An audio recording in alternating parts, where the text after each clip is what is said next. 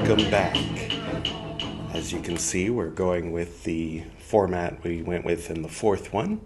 Seemed to be a much better quality. And see, I've got it so you can see the whole Baby Yoda, or Groku, I think is his proper name, and the whole flag over here. Didn't light the candle this time. That was next time. All right, well, hope everybody's doing well. We'll pick up right where we left off with Chapter 20, The Way. Oh, by the way, this is part 5 of me reading the Dhammapada. Part 1 is here, so better to start there rather than starting here. All right, it's up to you. The Way. Among paths, the Eightfold Path is supreme. Among truths, the Four Noble Truths are supreme. Among virtues, detachment is supreme. Among human beings, the all-seeing one, Buddha in parentheses, is supreme. This is the way. There is no other that leads to the purifying of awareness. Follow this way and confound Mara, the temper, in parentheses. Follow this way and you will end your sufferings.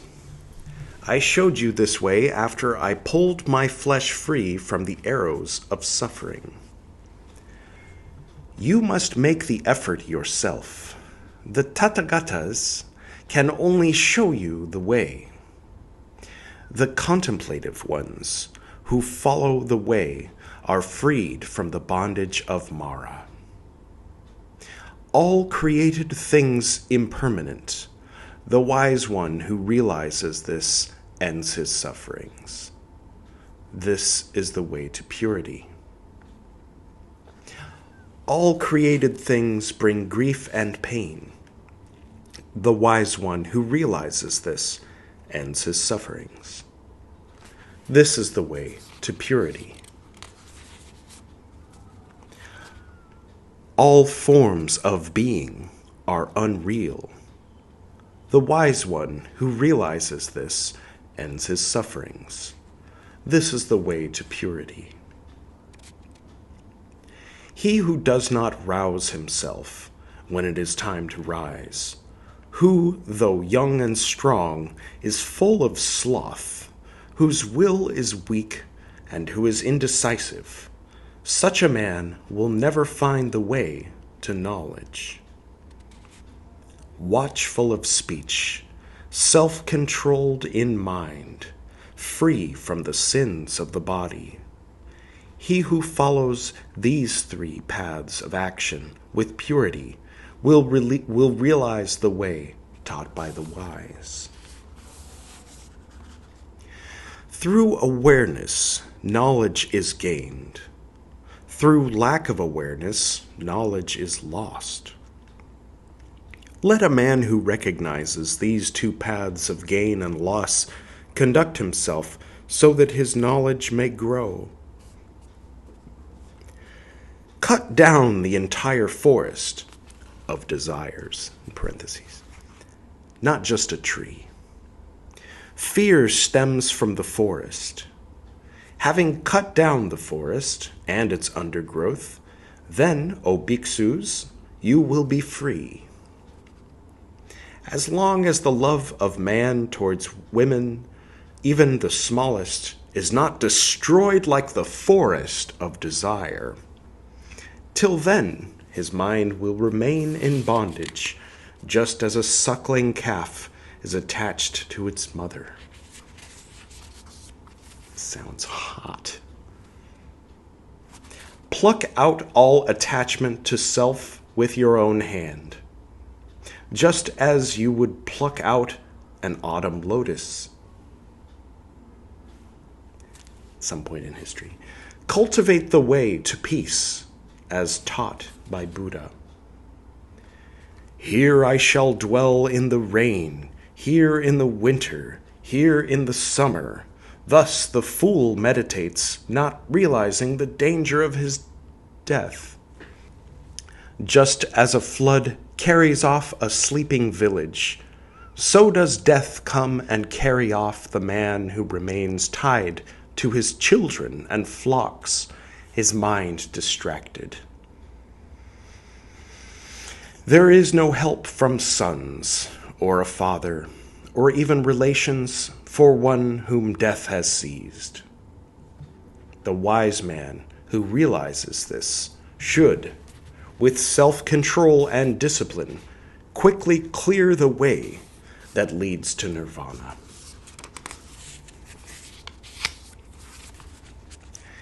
Chapter 21. Miscellaneous. Again, I want to learn the Pali word that they're translating as miscellaneous.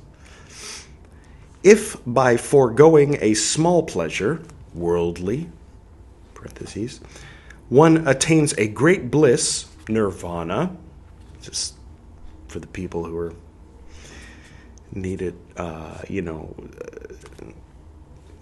mind. Let he who is wise forego the smallest pleasure and realize the great. Let's read that without the parentheses, just so we can kind of catch the flow. We kind of know what they're saying. So, like with the trees in the forest, they were like the forest of desire, like just so there's no confusion. We're not telling you to burn down a forest.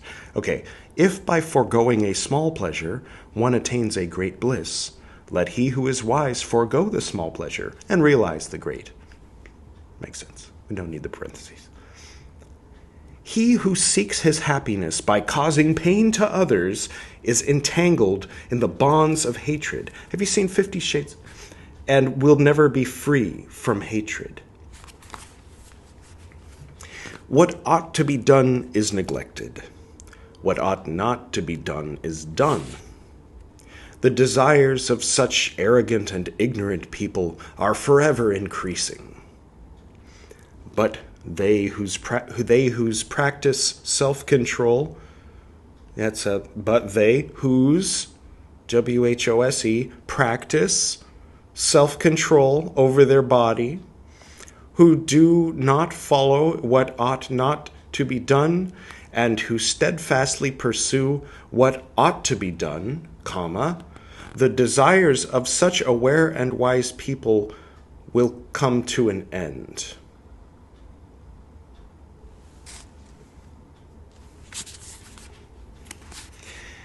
Having slain his mother, first I'll read it without the parentheses, this will be fun.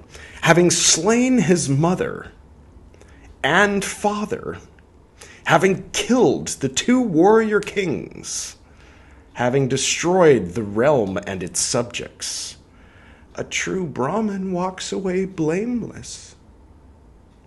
What? So, if you're of that caste, then you can kill your mother and your father and lay waste to the village, and you're a Brahmin, right? Okay, now I'll read it with the parentheses. So sometimes we can see how the parentheses are helpful. Having slain his mother, desire, and father, pride, having killed the two warrior kings, eternalism and nihilism, having destroyed the realm, worldly things, and its subjects, attachment, a true Brahmin walks away blameless. I don't know. Some of these metaphors are just kind of interesting. Having soiled contemplation, the underwear, your aura, it's like, what? Okay. I'll just keep reading.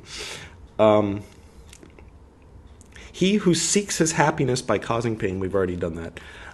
We're on the next page now. Okay, sorry. Having slain his mother and father, we're back to this again. Having killed the two warrior kings, we remember them. He destroys the tiger He's killing everybody. He's killing his family. He's killing warrior kings. Now he's killing tigers. The tiger of 5. Huh? Is it like a tiger with 5 heads? Or it's just the tiger that represents the essence of 5? Well, lucky for us, we've got the parentheses. Desire, hate, ignorance, worry, and doubt. Oh, so you kill the tiger of 5, which, as we all know, is desire, hate, ignorance, worry, and doubt. All right, I'm with you. We're here. And a true Brahmin walks away blameless. You killed a tiger. Shiva sits on one carpet. Never mind. Horrible, horrible things. The disciples of Gautama, that's the Buddha, for those who are still on page 3, who day and night contemplate the teachings of Buddha forever, arise, awake and aware. Okay. The disciples of Gautama, who day and night contemplate the teachings of Dhamma, or sacred law, in parentheses. Good that on page 98 of the Dhammapada, they finally put in parentheses what Dhamma means. So, okay, we're here. The disciples of Gautama, who day and night, just to finish that, they contemplate the teachings of Dhamma, or sacred law, forever, arise, awake, and aware. The disciples of Gautama, who day and night contemplate the teachings of the Sangha, that's the order of the noble ones, or the community of Buddhists, forever arise, awake, and aware. I think it was like a higher bar back when this was written. Like later, Sangha means the people who are trying their best, and then they show up at the temple and they all meditate together. It's the Buddhist Sangha, it's the community. But I think back then it was like the order of the perfect beings, like reading, the New Testament, or talking about the early church and how people get spat out if they're lukewarm, and you're not supposed to have relations with your aunt, and all this, so many rules, but yet so few. You're allowed to eat shellfish all of a sudden. Okay, the disciples of Gautama we're here. The disciples of Gautama, who day and night are in control of their body forever, arise, awake, and aware. The disciples of Gautama, who day and night delight in nonviolence forever, arise, awake, and aware. The disciples of Gautama, who day and night delight in meditation forever, arise, awake, and aware. It is hard to become a monk. It is hard to find joy in the practice of becoming a monk. Also hard and sorrowful is the household life. It is hard to live among others. Suffering befalls he who wanders in this world. Hence, be not a wanderer, and end your suffering by becoming a monk, I think is what he's saying. He who is faithful and virtuous, who is well reputed and wealthy, such a man is respected wherever he goes. Oh, thank you. No. Like the mighty Himalayas, or as we say back in California, the Himalayas. You know them, right? It's where the Ganges comes out of, the Himalayas, right? I've been living in India for a few years, so I know that it's the Ganga that comes from the Himalaya. So, potato, or alu in this case.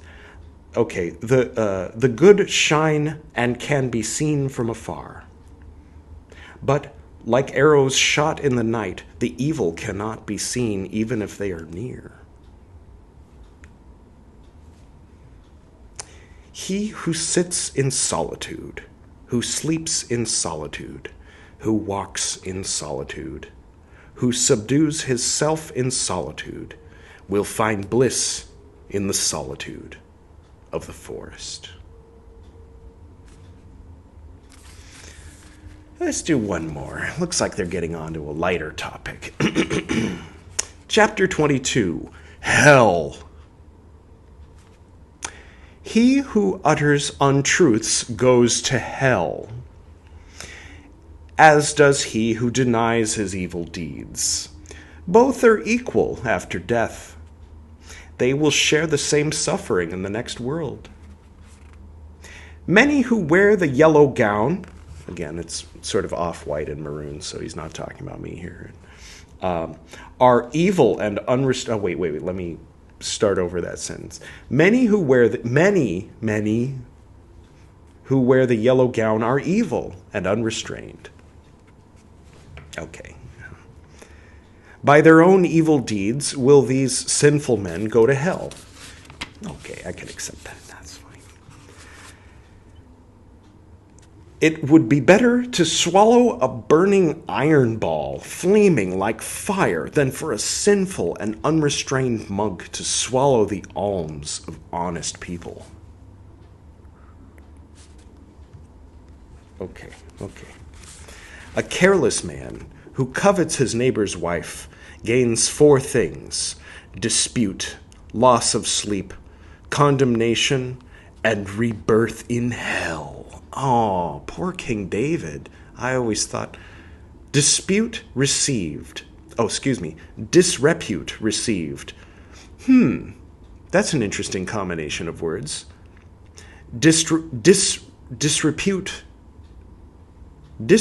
received. Disrepute received. Period. That's the sentence. A suffering rebirth acquired. Oh, it's sort of poetic. I see. Okay.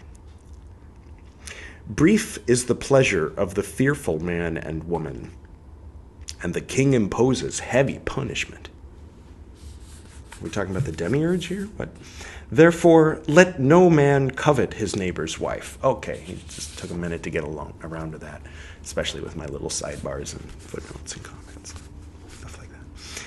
Just as a blade of grass can cut the hand of he who grasps it incorrectly, so does the incorrect practice of asceticism lead to hell. All right? A careless good deed, a broken vow.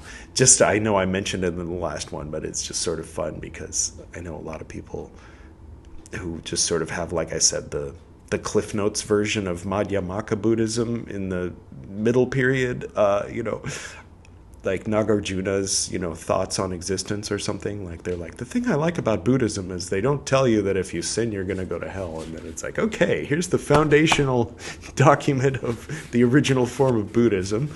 Don't sin, you'll go to hell. Well, maybe it's true.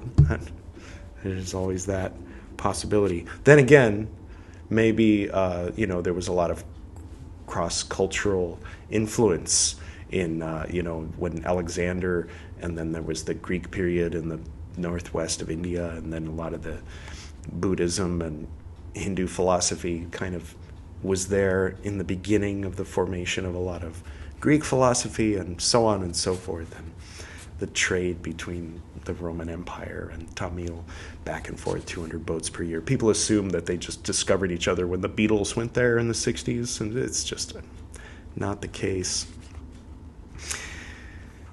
All right. A careless good deed, a broken vow, a wavering from the holy path, all bear no great reward. If anything is to be done, do it with steadfast vigor. A careless monk only scatters the dust of his passions more widely. An evil deed is better left undone, as it leads to remorse. Unless you're a psychopath, then you have no remorse. Lucky bastards. A good deed is better done, for having done it, one has no remorse. What? Let's try that again. Oh yeah, a good deed is better done, for having done it, one has no remorse. Like a well-guarded frontier city, I think Murphy's Law came after the Dhammapada, with defenses within and without, so let a man guard himself. Not a moment should escape, for they who allow the right moment to pass suffer deeply when they are in hell. Those who are ashamed of that they ought not be ashamed of, and those who are unashamed of that they ought to be ashamed of, such men embrace false doctrines and suffer an evil state. Those who fear that which they ought not fear, and those who fear that which they who fear not that which they ought to fear, such men embrace false doctrines and suffer an evil state. Those who see wickedness where there is none, and those who see no wickedness where there is much wickedness, such men embrace false doctrines and suffer an evil state. Those who see evil as evil, and those who see good as good, such men embrace the true doctrine and enter the blissful state.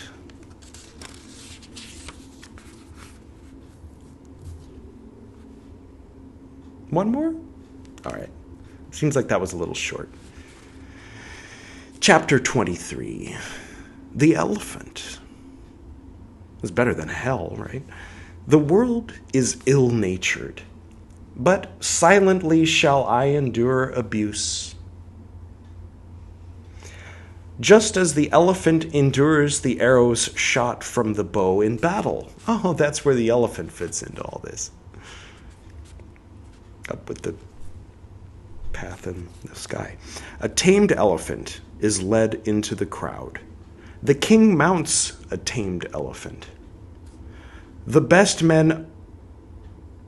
among men is he who is tamed, who silently endures abuse.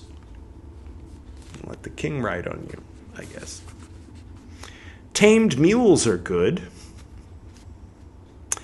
as are the tamed thoroughbred horses from Sind and the noble tusked elephants.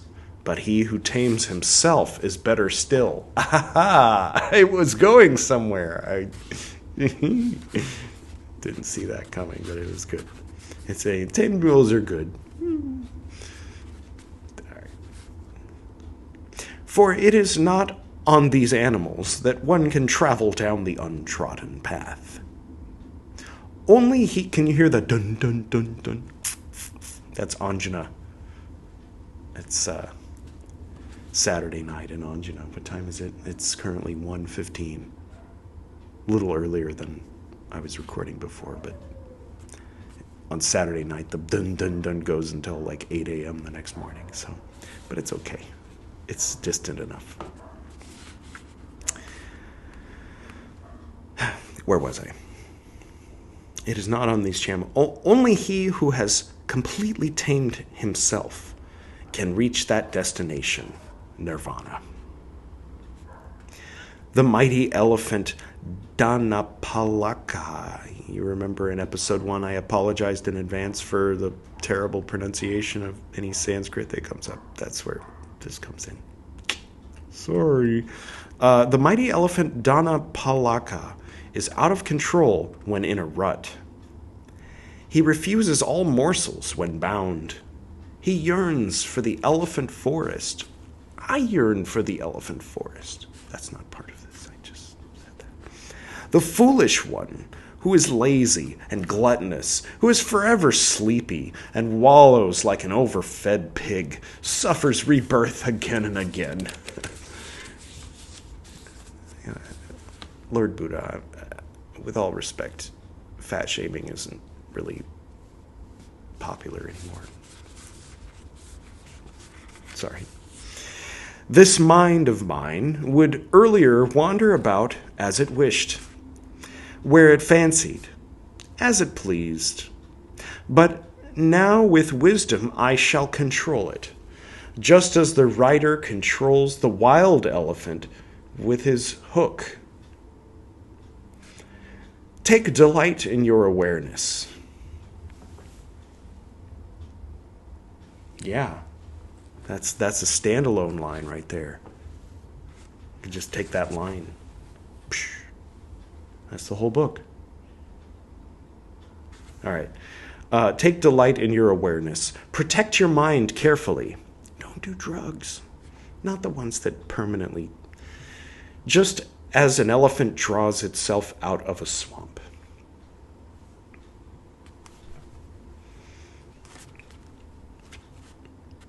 Yeah. You can get out of that swamp. You can. It's patience. Patience. We're all in one swamp or another. Not alone. Draw yourself out of all evil ways. That's good advice. That'll help. If you find a prudent and wise companion to walk with you, walk joyfully and mindfully with him, overcoming all perils. If you can find no prudent and wise companion to walk with you, walk alone. Like the king who abandons his conquered country, or the elephant that roams the forest alone. It is better to live alone. There is no companionship with a fool. Live alone. Commit no sins, and lead a carefree life, like a lone elephant in the forest. Pleasant it is to have friends when one is in need. Pleasant it is. I know where this is going. I've already read this much of the book. Pleasant isn't what we're after, is it? Pleasant it is to be content with what one has. Pleasant it is to have done good deeds. Oh, I misread where it was going. Again, it keeps happening. So in this case, pleasant is good. Pleasant is good. Pleasure is problematic, let's say, because of the attachment and the suffering. Sorry. Also, sorry I keep looking over here. I know you're over here. I'm looking at someone next to you. I'll just start over. Pleasant it is to have friends when one is in need. Pleasant it is to be content with what one has. Pleasant it is to have done good deeds when life nears its end. Pleasant it is to put an end to all suffering. Giving respect to one's mother brings joy. Giving respect to one's father brings joy. Giving respect to the monks brings joy. Giving respect to the holy ones brings joy. Striving for virtue till the end of one's life is good. Holding faith steadfastly is good. Gaining wisdom is good. Avoiding evil is good. Okay, we'll close with that. I hope you enjoyed it, and I apologize for my frivolousness. Hopefully nobody's too shocked. We're getting close to the end. I think part 6 is going to be the last part of Dhammapada, and then we can move on. The next book after Dhammapada on the shelf is this Pali, this very heady sort of scholastic book about the Pali scriptures in general, from the point of view of like analyzing, oh, this happened, this, and this, there's some debate about that, and is it really this, or what year was that? I don't know if that would be interesting for me to read, or if it would kind of like lead away from anything that would make this worthwhile. So I'm thinking of skipping that one and moving into, I think the Lotus Sutra is up next. There's an Abidhamma book, but sequentially it was compiled later, from what I understand. So Mahayana got going, but then the old Theravada and Abidhamma also kept going, and so there were two schools. So this is pre-Mahayana. Mahayana didn't exist when this was written, but this is considered sacred in Mahayana as well as Vajrayana. So each of these, it's sort of like, I guess If you had to, you could draw an analogy with Tanakh, Bible, and then like Book of Mormon plus the Bible. I know, okay, that's a weird example, but I'll explain. So you have what in Christianity they call the Old Testament and the New Testament. So the Old Testament could, in this example, though it's not a very good example, not a perfect example, the Old Testament would be this. One of the reasons why it's not a good example is the Old Testament's very thick and the New is very thin. Where in this case, the Old is very thin and the New is very thick, because the New is Mahayana, and that includes a whole lot of scriptures, including scriptures written, outside of India, some of which they would like try to forge a Sanskrit version and like crumple it up and like burn the edges and stain it with tea to make it seem like there was an original Sanskrit version when it was actually written in the 8th century by a Chinese monk. Things like that. As if it mattered all that much. If one's channeling wisdom, then it's worth us taking a look at. But people often thought in terms of lineage and authenticity as far as that kind of thing. There's some confusion later on too with the name Nagarjuna, because there's more than one Nagarjuna, and then there's people who sort of sign using the name Nagarjuna, and then which is which. And again, I don't know if we're going to really get into all that. That's in one of those heady books. It's one of, where it analyzes it. What do you think? I mean, if you're listening to me say this, let me know in the comments. Do you just want sutras, or do you want some of the scholarly stuff where, if it's taking me 5 episodes to go through this, it might take me 15 or 20 episodes to get through one of these thick books that's got a lot of Sanskrit I can't pronounce and a lot of dates and a lot of references. Let me know what you think about that. Should I skip those? Okay, this one's running on a little longer than the other ones. I think that's okay. Thank you all for tuning in, and blessings to you.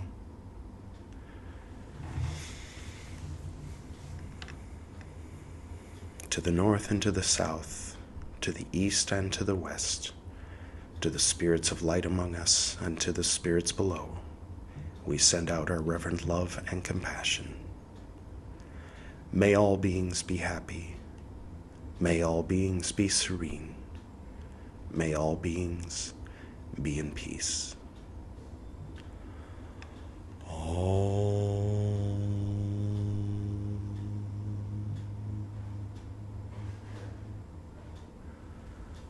Like, subscribe, and share with your friends.